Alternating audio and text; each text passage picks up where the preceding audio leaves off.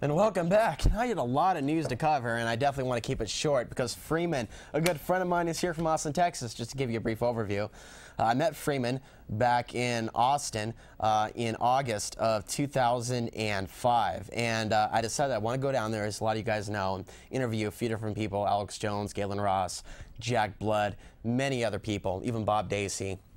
And I called it at the Jack Blood show and mentioned that, you know, if anyone wants to help me out with my film, you know, let me know because, you know, I need to get around. I don't know what mass transit's like. I don't know where I was going to stay.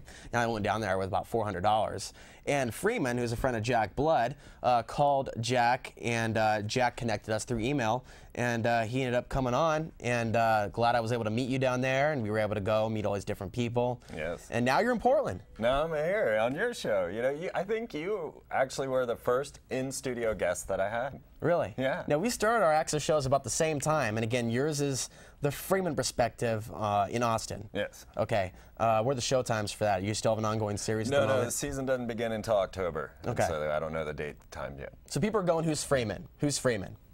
Who is Freeman?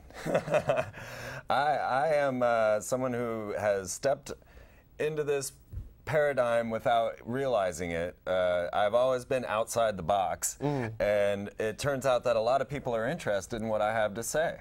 And so really that's what happened, is I just walk around talking my talk and eventually ended up on television through a link of coincidences that I consider divine. Someone else that I also respect. So I was going through, and I forgot to mention George Humphrey. Yes. George Humphrey made the film 9/11: The Great Illusion.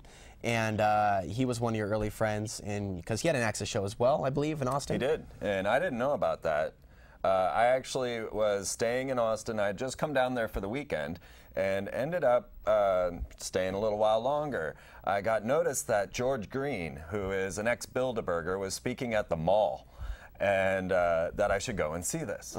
And I went up there, and it turns out this ex-Bilderberger is talking about contact with the Palladians, which is an extraterrestrial race in Switzerland that were visiting this guy. And this Bilderberger's given us a whole story about how his belief in extraterrestrials. Well, not only that, he was a member who had gotten his ticket and had his place prepared for him in the deep underground military bases. But he turned his back on the Bilderbergers and the secret elite and went to meet with the Palladians in Switzerland. Okay. And in this meeting, I started talking my little spiel. I cover occult logos and the corporate logos and their occultic meanings, and some of the things that people aren't really ready to introduce into their paradigm, magic and that's sorcery. The stuff that I was talking about a couple years as well. The meaning behind the logo of Shell, or the meaning behind the Arco. You look at the Arco, and it's a top-down pyramid. And you take a look at the pyramid on the Marlboro package and even the camel itself, these same elitists that control these corporations have their gang signs all over the place. And that is a reality. Right. That is exactly right. But there is massive different, and we don't have time to talk about this all night, but that's why, you know, you're an interesting person, because, you know, you do go into that quote-unquote conspiracy realm, but you do your best to look for the truth in terms of what do these symbols mean themselves. Yes. How far back can we trace back the use of the pyramid for some sort of a symbol, or a cube, or a star? Yes. You know, and we take a look at these different belief systems around the world and what it meant to them, and I don't necessarily see these symbols as evil in and of itself. So people think all of the occult means evil. It actually means hidden. But we see how the elite is using it, not simply just people involved in metaphysics or trying to enrich their own lives. Right. Our leaders are by and far all members. You know, I would say most of our leaders. 51% of our presidents have belonged to the Freemasons. Now, the Freemasons are a secret society that practice a ritual ceremonial magic, and most people don't recognize it as such. They say, oh, it's a little boys club, and they go in and they do their rituals. But what are these rituals? And as you start to research the history of Freemasonry, and you start to understand who these guys are that are our leaders, you'll find that they are practicing an ancient Jewish mysticism known as Kabbalism. Freemasonry is Kabbalism. Now, I do understand it's also could be argued their interpretation of Kabbalism, because some people may be practicing Kabbalism that watch this program that may not, you know, understand some of these things and may take offense to that. So to clarify, it's not about a Jewish conspiracy, I don't believe, or some people believe, but some people do look at their belief systems going back into some of those areas. Yes, it's just that the method, the transmission of this magical method, the science of arcane mysteries, is based out of Hebrew. And so that's where the schism comes in, and people say, oh, well, it's a Jewish conspiracy. No, it's that this form of ritual magic is based in Hebrew. And so that's why it would appear to be a Jew. And you're not the only one to come to that conclusion. So for someone hearing that for the first time, I don't go deep in those areas because we have a police state to deal with, but it is interesting to look at different perspectives on the larger picture, which is where I want to go now. And aside from the deep occultic stuff and esoteric stuff, in terms of where a lot of us are at right now watching the show, you're just seeing this unfold with the Bush administration and all the scandals involved, the wiretapping and the cameras going up. What is your take on 9/11 and what we've seen since 9/11 and where we're going now? Okay. Well, if we witness what we have been seeing throughout Waco, through the Clinton era, and on up, are apathy dipsticks. They're testing where we're at in our emotional state. So Y2K, will people prepare? You know, Waco, can we kill 72 people or 80 people and get away with it? Be okay? Will the public be all right with this? Apathy tests, seeing where we are. And so as we went into the Y2K celebration scenarios and they realized that nobody really cared, nobody was going to prepare, we're not building deep underground bases or anything. Us, they are. So you believe they're behind the panic around Y2K? Yes, yes, just merely as a dipstick. No, I think we saw Art Bell bought into some of that back in that time period. And, well, we all did. I mean, you know. Yeah, I mean, there's even a broadcast of Alex Jones saying, you know, the breakdown's here. There's actually a broadcast of him on the eve of that saying there's a breakdown civilization that's archived. And I like the guy, but it is true. Even he believed that at the time. So yes. It was interesting. And there were anomalies. There were things that did occur. They just didn't get massive publication. Mm-hmm. There were events that did occur from the computer malfunction, which they knew about since 1974. So it wasn't like this was some drop bomb thing that fell on them. But you're describing what a lot of people have described as the War of the Worlds, a test on the population yes. pertaining to fear and seeing what the end result would be. Yes, okay. Exactly. Preparing for now, you know, to see where we're at and what we'll do. And so this led forward as this was going on every year. This Homeland Security bill was coming up in October. Throughout the Clinton era, the Patriot Act was already being introduced, and everybody was going, "Oh my God, no way, no way, there's no way." Some believe it was written long before 9/11 because it was so detailed. Oh yeah, yeah. I mean, I was tracking it back in '98, mm-hmm. and following, and I kept waiting for them to do a false flag terrorist event mm-hmm. To pass this Homeland Security Act to unify all of the intelligence agencies. And we had the act in '96 after Oklahoma City, which is a precursor to the Patriot Act. Exactly. You're right. So. Okay. And of course, yeah. So as I watched, and they brought Bill Clinton before us, right? And they brought up the whole Monica Lewinsky scandal, right. And actually mentioned the insertion of the cigar. You know, this was just too much for me, and I knew that this was psychological warfare. They were destroying our ideal of our man, the president, so that we would start to lose heart. Because when you're going to destroy a nation, first you must destroy their heart. They're not going to just come in here and attack. First they destroy us. Interesting. So the Bill Clinton thing was psychological warfare as you look at it, because JFK had many affairs, but you didn't see it on primetime news. Mm-hmm. They certainly wouldn't have mentioned the cigar thing. You know, that was just too much right there. That told me that this was psychological warfare. So as we watched this fall, as we watched Bill Clinton fall, then I said, well, the next step, if this were psychological warfare, would be to railroad a president into office. And now, knowing my occultic studies, I knew the meaning of W in Kabbalism, and we're not going to go there. I want to pause, though. I remember the year 2000. It wasn't the best year of my life anyway, period. And I remember kind of, you know, looking for a lot of truth at that time in my life before 9/11 happened, and just seeing something that was so surreal on TV, and that was all this pre-election BS that we saw between Al Gore and Bush. And none of it seemed real to me, although I didn't know the inner workings of politics at that time. It was like, I mean, clearly, what you see on TV is an illusion. It's a projected illusion, but, you know, it clearly was like a hologram, like what was happening within the TV was a hologram. Yeah. As if, you know, not in the literal sense, but I'm watching theater, a pre-orchestrated, pre-scripted piece of theater. Absolutely. And so for them to railroad the W through Jeb Bush, through the Florida scandal, was actually a conspiracy within the conspiracy of this psychological warfare, because the public was supposed to know that he was railroaded into office. They were supposed to be upset about this Bushian coup. So let's move forward to where we are today then. And then we saw 9/11 manifest and all the police state measures that have followed. And the latest things that I've been reporting is that some people are okay with surveillance. Now we know they manipulate a lot of those polls to get the desired results. And they also know who to call and who's likely to feel a certain way. They know more people online are going to vote more in terms of freedom and freedom of the web, for one thing, whereas if they call someone in a certain district where they find the old hat, give up your guns conservatives, they're going to, of course, respond a certain way. And that Americans are more afraid than ever with all the latest terror alerts. And we try to steer people in the right direction, you and I as well, in terms of who's behind these terror attacks.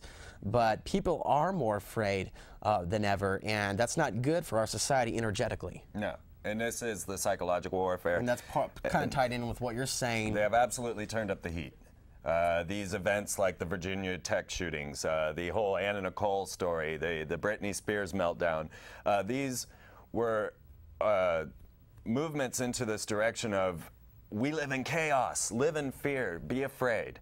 And so they kept hitting us with these psychological warfares over and over again. And it's actually a campaign to heighten our frustration and fear and to give us a no-hope scenario. I come from a different perspective. I come from an idea that this whole civilization that we exist in was actually manufactured and has a purpose and an agenda. And so I'm not one that's really out pimping Americanism, I'm one that's more into you and me and the understanding of humanity. And so my question comes, what is civilization doing? What is it that we are trying to accomplish, which you touched on a little bit in your monologue earlier, is what is civilization doing? So I posed the question, and now I'm giving us a lecture at the ESO Zone on this. I've That's titled, right, we'll pause on that. That's why you're here. Yeah, you're speaking at ESO Zone, and we have the graphic for that, and that's going to be Friday, Saturday, and Sunday. You'll have to go to the website for more information on registration, sozone.com. Go ahead, give us a synopsis. Yeah, well, I am speaking on the sorcerers of Atlantis, and as I have followed through the ancient times up to now to understand the reasons why civilization is crashing, because I personally don't believe humans are bad. And they have been promoting this concept of us being the virus on the planet, and that it is really us that just have no control over our own needs and our own wants, and so therefore we just eat everything and destroy as a virus would. And this is just not the truth as I have found it, as I've interacted with so many humans all over the planet. I find all the humans I run into loving, caring, creative, compassionate people. So why did civilization end up as it is? And as I discovered, that civilization isn't doing what we think it's doing. It's not manifesting a paradise for humans on Earth. It actually has an agenda, and that is to mine this planet for resources. And so as we look deeper and deeper, when we constantly come across the Freemasons and other occultic orders like the Skull and Bones running this operation and leading civilization in a particular path, they have always been at the avant-garde. Not that we have time to go into it. Are you hinting at some of the information of Zechariah Sitchin and the Sumerian texts? And yes, absolutely. Okay. Yes, I do follow the ancient astronaut. So then let me ask you this, then what is your perspective on 2012? And there's a lot of people have different perspectives on it, but I see a lot of similarities. And the Hopis also indicated 2012 is the entry into the fourth world and then onto the fifth. And you also had a number of other people also talk about 2012, including the Chinese I Ching. It was Thomas McKenna who decoded the I Ching and made a calendar, and it ended on 2012 as well, in a separate investigation from the Mayan calendar. Right. So I do find it interesting just to see what's happening here on the planet, and here, according to astronomy, that there will be an alignment in the year 2012. Yes. A lot of times I'll take what they're doing and then try to determine why or what could be coming because of what they're doing. And so as we look into the technologies that they're now really moving in forward, like the HARP technology, the electromagnetic frequency technologies, what we're discovering is that we are being now radiated by a new photon source. Science has shown, the astronomers have shown that a massive source of photons have come towards the planet. It's all part of the same story because they are aware of this stuff. You see, consider that when we attacked Baghdad, They called it the shock and awe campaign. Now, shock and awe is a Hebrew word, Shekinah, which is the divine goddess. Yes. Okay, and they go down and they strike Saddam Hussein with the shock and awe campaign. And Saddam Hussein at this point is rebuilding Babylon and rebuilding Nebuchadnezzar's palace, and announcing that he is Nebuchadnezzar reincarnated. I remember that. He did. He did. And so we strike with the Shekinah, which is the divine goddess, using the mother of all bombs to blow up the palace of Nebuchadnezzar reincarnated. And the mother of all bombs, of course, it's called the Moab. And if you look into the story, you know, mother of all bombs, M-O-A-B. If you look into the story of Nebuchadnezzar, you find that Nebuchadnezzar was destroyed by the Moabites using the divine whirlwind, which is the Shekinah. And so what we've got is that there's this massive high profile ritual going on before us that we consider warfare. But these secret elites are magicians. They are ritual. They use arcane sorcery. They just do. And well, let me just say that when they stormed Baghdad, they stormed the lunar temple of Nana in Ur, which is the lead city of Baghdad, of Babylon, and stole the ancient relics there. Now, they have always been very much into stealing these ancient relics and getting this ancient knowledge, which seems to be high technological knowledge. You know, as soon as somebody can tell me a better idea of why we got pyramids, then You have a lot of excellent points there, Freeman, and we have a phone call. And after that, let's talk a little bit about what your view is in terms of the rising level of spirituality we see emanating from a lot of people at this time. We see a lot of darkness, but we also see a lot of people grasping for the truth. I believe this to be an intuitive thing, an instinctual thing. In a time of crisis, people do want to look within. So let's talk about what, you know, your belief system is in terms of how this planet is really functioning in terms of the larger picture. And with that, we'll go to the next phone call. Go ahead, caller. Are you there? Hey, go ahead. Hey, oh, it's excellent to have Freeman on there, isn't it? Yeah. Oh, yeah. Hey, do you think that they're going to make a grab for the Temple Mount? yes, yes, I definitely do. Yeah. That is really torn into the whole story. Absolutely, this whole thing spawns from Solomon's Temple, the Ark of the Covenant, and the Templars leading into Freemasonry. And yes, I do absolutely believe that they will make a move for the Temple Mount. Oh, that's right. The Templars had their stables there under the Al-Aqsa Mosque. Yes, you know, nobody really knows what the Templars found when they mined under the Temple Mount. But next thing you know, every king, prince, and aristocrat is ready to give up everything they own to become a member of their order. So what did they find under the Temple Mount? Nobody's really certain. But after that, they had very high technology, were able to go around building anti-gravity buildings that we call cathedrals, and started collecting gold all over the place. And that's always been a main factor of this story, is the mining of gold. Okay. Is that all you got, caller? No, I wanted to ask him if he could just mention a couple more things about the Palladians, and I'll let you go. Okay, thank you. And you can do that, and then after that, we'll go to the next call. Go ahead on that one. Okay, the Palladians is a very intriguing thing for me because honestly, I've always been attracted to Pallades. All my life, I've looked at that little star cluster. It's known as the Seven Sisters, and it's a small, looks like a little dipper up in the sky. And can I tell you this? Last night, okay, we're speaking about aliens. I got to tell you what happened last night, all right? We were talking about it a little bit before the show, and then I'm going to offer my 2 cents, so, but go ahead. Okay, last night we're driving up through Utah. We're looking at the Palladian cluster over a mountain and just noting how bright it was. And I noticed to our left what looked like a planet, a very bright planet. Now, this is going to be a flying saucer story. I'm sorry, but this happened to me last night. So as we're coming up Utah, I see this thing off in the distance, and I tell my 2 friends that are my one driving and the other, and I'm like, look over here. Well, this thing was about the size of 3 jumbo jets and looked like a giant flying V. We've never seen anything like it. It did not make a single sound. It was very close to us, and it went directly over our car. So as long as we're, you know, mentioning Pallades, it happened to fly straight at the Palladian cluster. Now, I don't think they were going to Pallades. This seemed more like a high-tech military ship to me. And we are seeing a boom in UFO sightings while seeing an absolute boom in unmanned aerial vehicle technology in Utah, in New Mexico, in Arizona, in these places where these UFO sightings are being seen. So I do find it to be very interesting that they're experimenting with all this aircraft, yet the mainstream media is saying that's most likely UFOs, or they can't explain it because it's not on the quote-unquote radar. So it looks like whatever they've built in some of these, and I'm not discounting the possibility that extraterrestrials are here. I think if that does exist, they're more multidimensional than physical, if it's possible.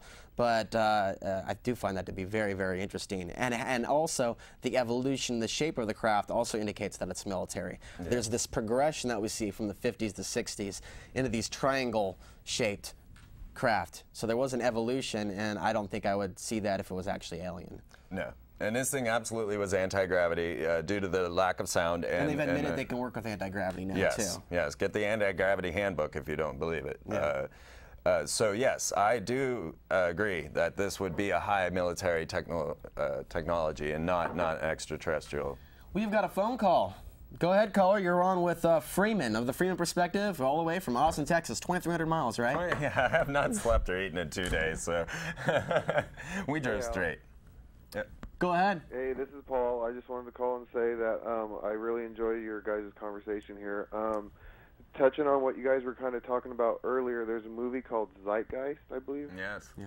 And it kind of touches on both your points of view and goes into religion and stuff. But and also, I just wanted to quickly let you know that the BBC talked to a guy about that bridge collapse, and he observed holes being drilled into that bridge a few days prior to it collapsing.